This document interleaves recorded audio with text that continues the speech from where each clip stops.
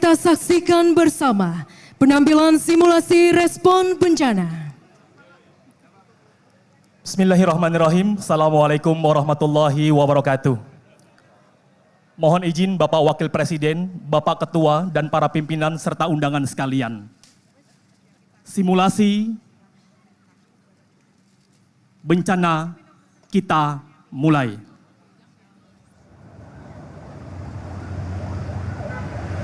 Kondisi pagi ini langit cerah. Matahari di ufuk timur secara perlahan bangun dari peraduannya. Memancarkan kehangatan sinarnya, mengiringi keceriaan warga Kabupaten Cilacap dalam menjalankan aktivitas sehari-hari.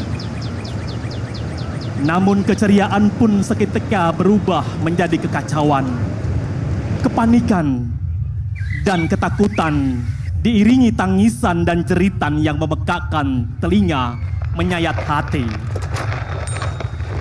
Warga pontang-panting berlarian, tak tentu arah, tak jelas mau kemana. Bingung, gelisah, tak pasti. BMKG melaporkan telah terjadi gempa dengan kekuatan 6,7 skala Richter. Dengan epicentrum gempa terletak 1 km di sebelah selatan Kabupaten Cilacap dengan koordinat 108 derajat 6 menit bujur timur dan 7 derajat 46 menit lintang selatan. Gempa dirasakan cukup keras di Kabupaten Kebumen, Banyumas, Pangandaran, dan Ciamis. Gempa juga dirasakan di Kabupaten Brebes bagian selatan dan Tegal bagian selatan. Banyak warga yang melaporkan kejadian bencana gempa tersebut kepada Basnas Tanggap Bencana dan BPBD untuk meminta pertolongan. Badan Penanggulangan Bencana Daerah Jawa Tengah pun segera mengambil peran, bertindak sebagai Insiden Commander IC yang kemudian mengaktifasi operasi penyelamatan di beberapa lokasi utama, melakukan pencarian dan pertolongan bagi korban terdampak bencana.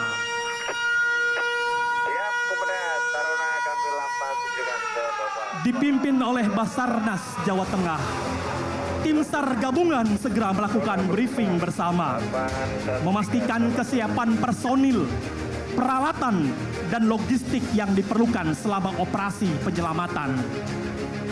Setelah dipastikan semua telah siap, maka bergeraklah tim SAR gabungan yang terdiri dari tim Basnas Tanggap Bencana, Palang Merah Indonesia, dan para relawan Basnas Tanggap Bencana menuju ke 4 lokasi yang telah ditentukan. Doa pun dipanjatkan demi keselamatan dalam tugas mulia. Tim SAR mulai bekerja. Tim Basnas Tanggap Bencana mengambil peran. Tim Rumah Sehat Basnas juga ikut bergabung di dalamnya. 4 area operasi penyelamatan. Area pertama, jumlah personil 5 orang dengan tugas menyelamatkan korban diduga mengalami cedera dan luka pada bagian kaki dan tangan. Area kedua, dengan jumlah personil 8 orang, penugasan menyelamatkan korban yang tertimpa reruntuhan bangunan. Area ketiga, dengan personil 5 orang dengan tugas mengevakuasi 2 korban yang terjebak di dalam bangunan rusak. Area keempat, dengan personil 6 orang membantu mengevakuasi korban yang mengalami luka ringan. Hadirin yang berbahagia, kita saksikan di sisi kanan panggung, regu penyelamat sedang membersihkan reruntuhan pohon dengan menggunakan chainsaw.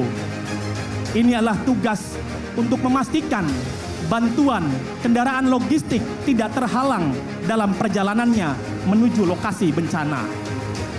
Kita juga menyaksikan tim Basarnas dibantu dengan Basnas Tanggap Bencana sedang memastikan situasi aman dari gedung yang runtuh.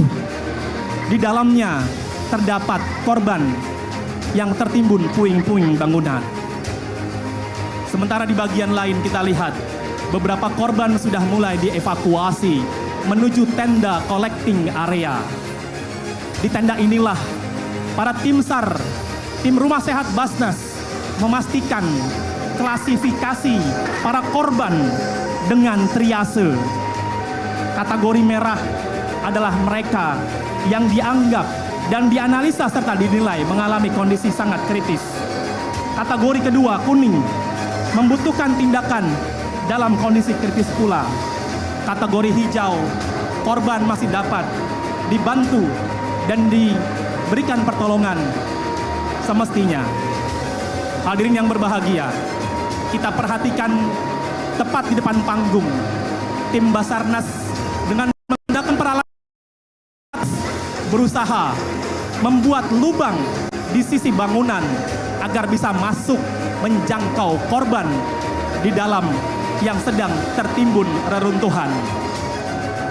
Kita perhatikan penggunaan alat ini adalah boleh digunakan oleh tenaga profesional yang sudah terlatih dan tersertifikasi. Sementara itu, tim Basnas Tanggap Bencana dan Palang Merah Indonesia bersiap mendukung operasi penyelamatan ini dengan menggunakan tandu spinal dan tandu basket. Kondisi cedera kritis ini memang memerlukan kehati-hatian dan konsentrasi yang tinggi. Kita lihat beberapa tim Basarnas sudah berhasil membuat lubang dan mencoba menggapai korban yang berada di dalam puing-puing bangunan. Sementara persiapan dengan tenda spinal sudah dilakukan. Beberapa saat kemudian kita akan mengeluarkan korban yang tertimpa reruntuhan. Sementara itu, di lokasi tenda collecting area sudah ditetapkan triase merah, hijau, kuning, dan hitam. Tenaga medis dari Rumah Sehat Basnas telah melakukan menutup luka, membidai, menjahit yang robek, dan membuat korban lebih tenang dari kondisi sebelumnya. Beberapa perlakuan dan tindakan juga sudah dilakukan, dan beberapa korban yang mengalami kritis sedang dipersiapkan untuk dievakuasi atau rujukan rumah sakit terdekat.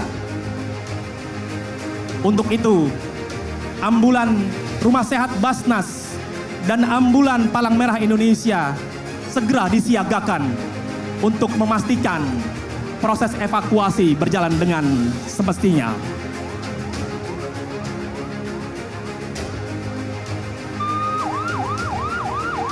Hadirin yang berbahagia, kita lihat tim SAR gabungan telah berhasil menyelamatkan korban di antara reruntuhan puing bangunan dan sesegera mungkin akan ditransportasi oleh ambulan Rumah Sehat Basnas dan Palang Merah Indonesia menuju rumah sakit terdekat. Setiap gerakan ini memerlukan teknik khusus yang dilatih tidak henti-hentinya, sehingga para petugas ini betul-betul handal dan memahami tugas pokok dan fungsinya di lapangan. Kerjasama ini tidak lain dan tidak bukan adalah upaya dari latihan yang tidak pernah henti dan diupayakan terus-menerus.